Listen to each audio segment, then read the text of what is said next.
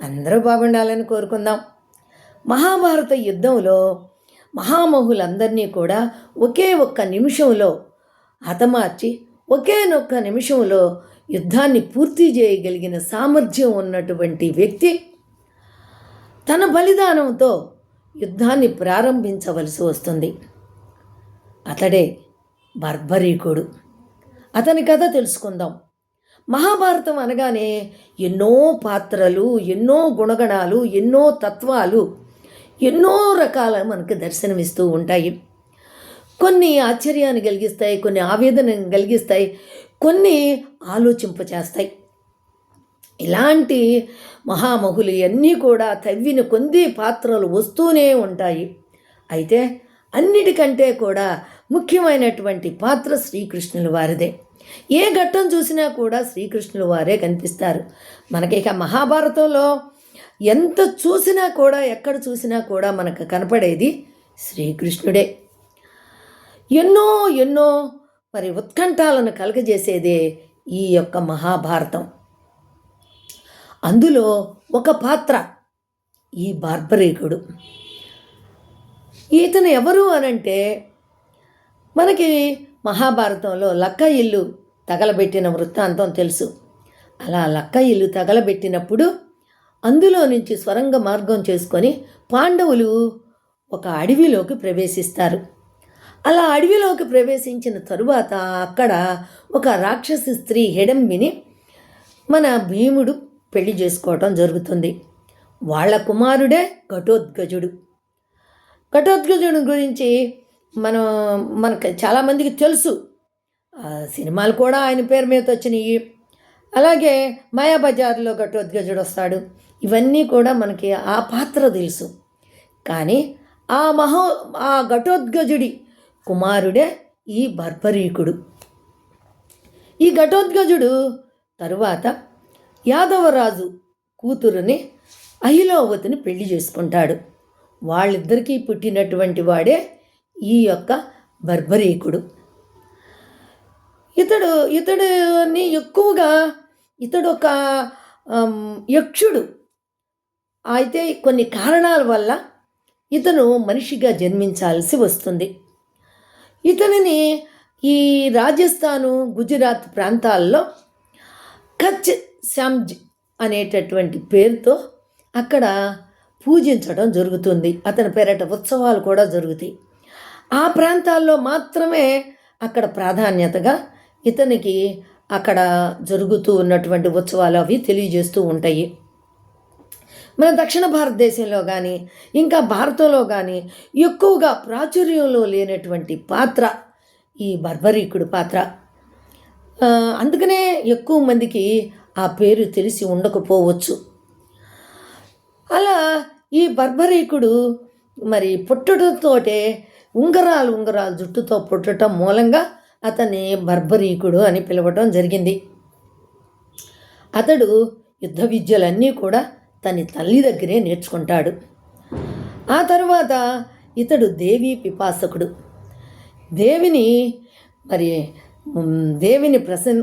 దేవిని పూజించి ఆ దేవి కటాక్షాన్ని పొంది ఆవిడ దగ్గర 3 బాణాలను వరంగా తీసుకుంటాడు.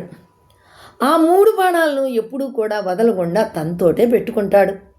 అందుకని త్రిబాణధారి అని కూడా ఇతన్ని పిలుస్తారు. అయితే ఇతను అలా ఉంటూ ఉన్న సమయంలో ఈ మహాభారత యుద్ధం జరగటం మొదలవుతుంది. ఆ యుద్ధం చూడాలని ఇతనికి ఆశ. ఆ బాణాలను పట్టుకునే ఉండి అతడు ధనస్సు తీసుకొని తన గుర్రాన్నెక్కి తల్లితో చెప్తాడు, నేను ఇలా యుద్ధం చూస్తానికి వెళతాను. అయితే ఆ యుద్ధంలో ఎవరైతే ఓడిపోవటానికి ఉంటారో వాళ్ళ పక్షంలోనే నేను యుద్ధం చేసి వాళ్ళని గెలిపిస్తాను అని తల్లికి మాట ఇచ్చి తను ఈ యుద్ధం చూస్తానికి వస్తాడు. ఒకవేళ నేను యుద్ధం చేయవలసి వస్తే అలా బలహీనంగా ఉన్న పక్షం వైపు చేరి యుద్ధం చేస్తాను, వాళ్ళని గెలిపిస్తాను అని తల్లికి మాట ఇచ్చి వస్తాడు. ఇక్కడ శ్రీకృష్ణుల వారు ఏం చేస్తారంటే ఆ యుద్ధానికి ముందు ప్రతి యోధుడిని ప్రశ్నిస్తాడు. భీష్మాచార్యుల వారిని అడుగుతాడు, మీరు ఎన్ని రోజుల్లో యుద్ధాన్ని పూర్తి చేయగలరు అనగానే ఆయన 20 రోజులు చెప్తాడు. ద్రోణాచార్యుల వారిని అడుగుతాడు, ఆయన 25 రోజులు చెప్తాడు. కర్ణుడిని అడుగుతాడు, 24 రోజులు చెప్తాడు. అర్జునుని అడుగుతాడు, అర్జునుడు 28 రోజులు అని చెప్తాడు. ఇలా వీళ్ళందరూ తలొక సంఖ్యను చెప్తూ ఉన్న సమయంలో ఇదంతా ఒక చోట నిలబడి ఈ బర్భరికుడు చూస్తూ ఉన్నాడు. ఇది గమనించాడు శ్రీకృష్ణుడు. తను ఒక బ్రాహ్మణ వేషంలో అతని దగ్గరికి వెళ్తాడు. ఆ బర్భరికుడి దగ్గరికి వెళ్ళి, నీవెవరివి, నువ్వు ఇక్కడ ఏం చేస్తున్నావు, నువ్వు ఇప్పుడు అక్కడంతా వింటున్నావు కదా, నువ్వైతే ఈ యుద్ధాన్ని ఎన్ని రోజులు చేయగలుగుతావు అని అడుగుతాడు. అప్పుడు అతను చెప్తాడు కదా, నేనైతే ఒకే ఒక్క రోజులో నేను యుద్ధాన్ని పూర్తి చేయగలను అని చెప్తాడు. అదెట్లా అంటే, నా దగ్గర ఈ బాణాలు ఉన్నాయి, ఈ బాణాలతో నేను ఒక బాణం వేస్తే అందరిని ఎవరెవరిని చంపాలో చూపిస్తుంది, రెండో బాణం ఎవరిని రక్షించాలో గుర్తుపెడుతుంది, మూడో బాణం తన పని తను తీసుకుని పోతుంది అని చెప్తాడు. నువ్వు చెప్పేది ఎవరు నమ్మరు, అసలైనా అలా ఎలా జరుగుతుంది? అర్థమైపోయింది శ్రీకృష్ణుడికి, ఇతడి సంగతి అర్థమైపోయింది. అర్థమయ్యి అడుగుతాడు, తన్ని ఉడికిస్తాడు. ఇలాంటి మాటలు ఎవరు నమ్మరు, నేనే కాదు ఈ ప్రపంచంలో ఎవరు కూడా నమ్మరు, మరి అది ఎలా చేస్తావు చూపించు అని అడుగుతాడు. అప్పుడు అతను ఏం చేస్తాడంటే, మరి ఈ చెట్టుని ఆకులన్నీ రాల్చి నేను మీకు ఈ బాణాలతో ఎలా చేస్తానో చూడండి అని చూపిస్తాడు. సరే శ్రీకృష్ణ వారు ఒప్పుకుంటారు. అలా రావి చెట్టు దగ్గర ఈ ఆకులన్నీ రాల్చి దాన్ని సరిచెయ్యాలి, ఎలా చేస్తాడో చూద్దాం అనుకుంటే ఆయన ఒక బాణాన్ని నమస్కరించు దేవిని వేడుకుంటున్న సమయంలో ఒక ఆకుని తీసి తన కాలు కిందకు పెట్టుకుంటాడు. బాణం వేయగానే ఆ బాణం ఏం చేసింది, చెట్లు ఆకులన్నింటినీ గుర్తిస్తుంది కదా, గుర్తించాల్సి వచ్చినప్పుడు ఒక ఆకు ఆయన కాలు కింద ఉంది కదా, కాలు దగ్గరికి వచ్చేసింది. అప్పుడు ఏంటిది నాకు దగ్గరకు వస్తుంది అని అమాయకంగా అడుగుతాడు. అప్పుడు చెప్తాడు బర్బరీకుడు, మీ కాలు కింద ఆకుంది, అది గుర్తించడానికి వచ్చింది, లేదంటే మీ కాలుని చీల్చి అయినా ఆకుని తీస్తుంది అని చెప్పగానే కాలు తీసి పక్కన పెట్టుకుంటాడు. అలా చేసింది. రెండో బాణం వచ్చేసేసి పైన ఉండేటటువంటి పక్షులను వాటి గొళ్ళను పక్కన గుర్తు చేసింది, మార్కేసింది. మూడో బాణం ఇక అన్నిటినీ కూడా పోగేసి ఒక కట్టగా చేసి దాని పని అది చేసుకుంటూ ఉంది. శ్రీకృష్ణుడికి అర్థమైపోయింది, ఓహో ఇతనిలో ఈ శక్తి ఉంది అనేది తను తెలుసుకుంటాడు. తెలుసుకొని ఇతనిలో ఒక అటు ఇటు కాని గుణం ఉంది, ఈ గుణాన్ని మనం ఉపయోగించుకోవాలి అని అనుకుంటూ ఇతను అసలు ఎవరు ఏంటి ఇతని కథ అని చెప్పని తను ధ్యానంలో తెలుసుకుంటాడు. ఎలాగంటే ఇతను ఒక యక్షుడు. ఈ యక్షుడు ఒకసారి బ్రహ్మదేవుడు శ్రీ మహావిష్ణువు దగ్గరికి మిగతా అందరి దేవుళ్ళతోటి కలిసి నీవు శ్రీ మహావిష్ణువుని వేడుకుంటారు, మీరు ఇప్పుడు భూమి మీద అధర్మం పెరిగిపోతుంది కాబట్టి మీరు అక్కడికి వెళ్ళి ధర్మాన్ని స్థాపించాలి అని. అప్పుడు శ్రీ మహావిష్ణువు చెప్తాడు, నేను ధర్మాన్ని స్థాపించటం కోసం మనిషి రూపం ఎత్తి మరి భూమి మీద జన్మిస్తాను అని చెప్తాడు. అది విన్న ఈ యక్షుడు, ఓ ఇంత మాత్రం దానికి మహావిష్ణువే వెళ్ళి మానవ జన్మ ఎత్తాలా, నేను ఒక్కడిని వెళ్ళా కూడా ఆ పని చేయగలను కదా అని వ్యంగ్యంగా మాట్లాడతాడు. అప్పుడు మరి బ్రహ్మదేవుడికి కోపం వస్తుంది. కోపంతో అతన్ని శపిస్తాడు ఆ యక్షుణ్ణి. అలా అది ఎలా శపిస్తాడంటే, ఈ ధర్మానికి అధర్మానికి మధ్య జరిగేటటువంటి యుద్ధంలో అది జరిగే సమయంలో నీవు అక్కడ బలైతావు, బలైపోయేటట్టుగా అనేసి శాపాన్నిస్తాడు. అది శ్రీకృష్ణుల వారు తెలుసుకుంటారు.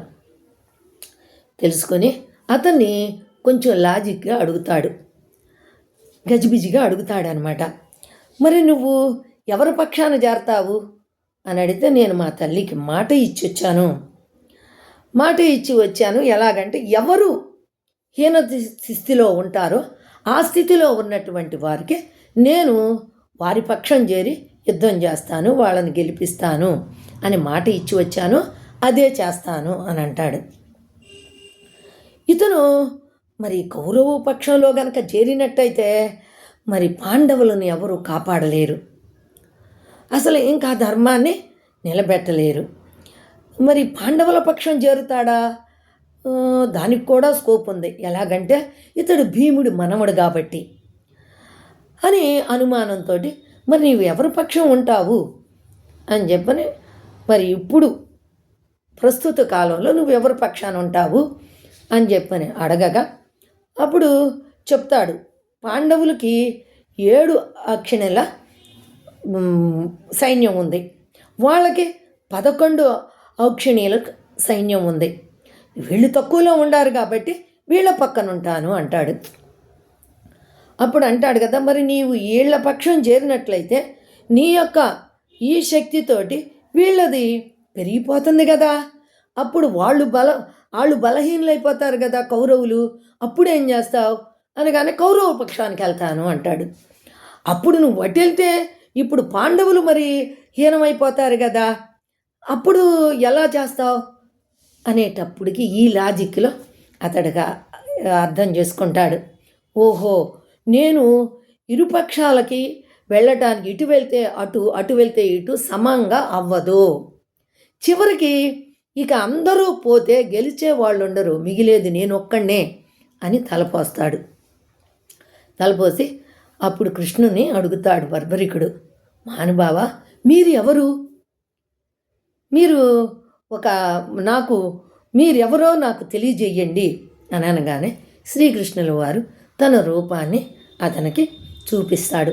చూపించి చెప్తాడనమాట, నీవు యక్షుడివి నాకు తెలుసు అని చెప్పి, నీవు ఇప్పుడున్నటువంటి యోధులందరిలోకి నీవే గొప్ప యోధుడివి.